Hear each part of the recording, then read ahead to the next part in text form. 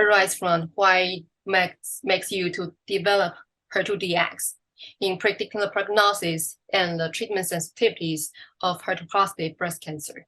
Well, as you know, in the last 10 years, I've been involved in a lot of translation in HER2-positive space, learning about the biological heterogeneity that exists. Me and other groups have been very successful in reporting much of the value of the biological features of HER2-positive disease. But that was really science, right?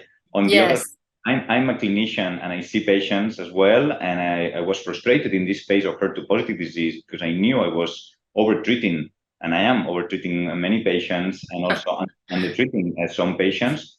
So at the end of the day, I decided to move forward all this science into a product, into the HER2-DX, try to bring all the knowledge accumulated into a single test that will eventually guide therapy. So how about we recheck it again if in non-PCR patient and compare the different gene signatures before and after the adjuvant treatment? We're going to present some data at San Antonio, looking at HER2-DX signature. I think the biology changes. It's not the same at baseline that residual disease. So potentially analyzing the residual disease would provide additional information compared to baseline.